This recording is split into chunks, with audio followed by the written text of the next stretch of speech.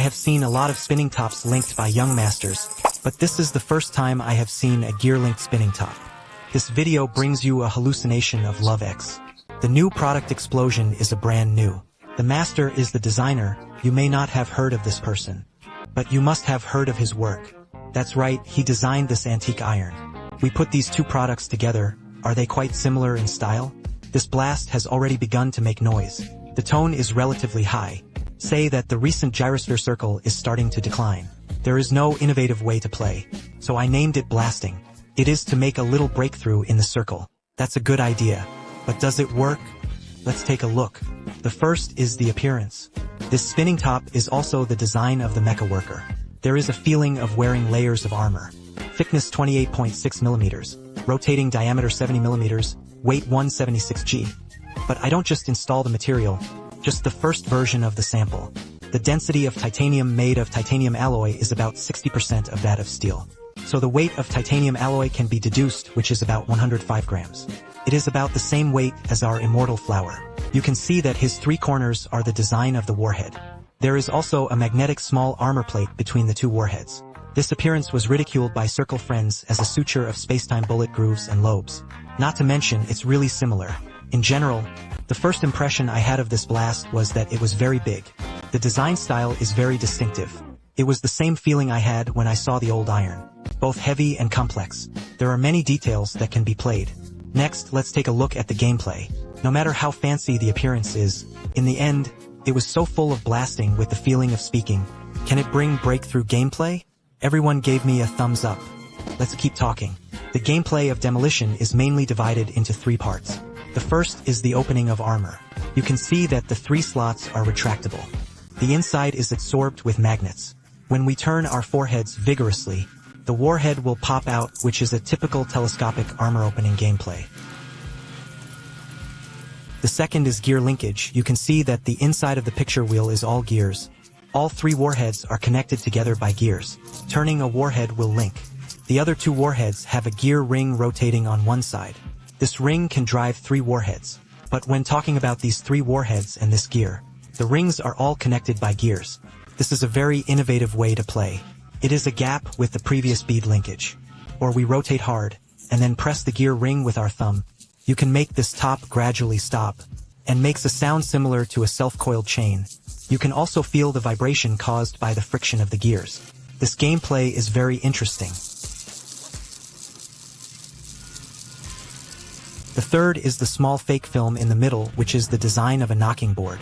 Pressing it gives it the feeling of playing Allegro. But this is a sample for me. The magnetic force is relatively weak, so it can only be retracted by gravity. If you press it upside down, you can't go back. In the official version, it should strengthen the magnetic force. Next is the popular dismantling link. I will take you to depth the mystery of the internal Tammy gear linkage. Like and pay attention. Let you see more interesting decompression toys. Let's first unscrew this lock for him. You can see these two logarithms, which are already two separate spinning tops. It is fixed with screws inside, so there is no way to disassemble it. But at this step, we can already see the principle of linkage. Each of its warheads has this gear at the bottom. It can be meshed with the gear on the pair. The gears on it can be rotated separately.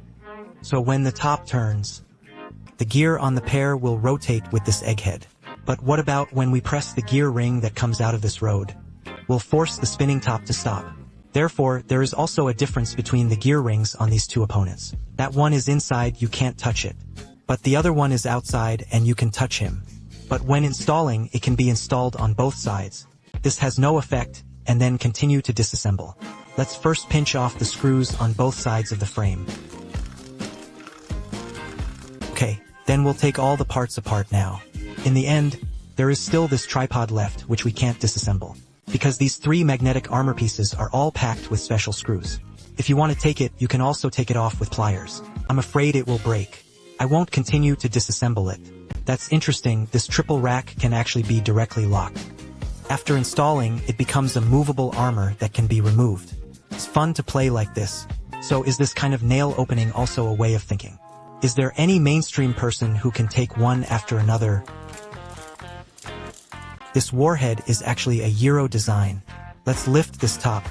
In the middle is a spinning top that can rotate. If we rotate counterclockwise, what about this top? This can be drawn down. Hey, this has a latch and it falls off. Fell from here.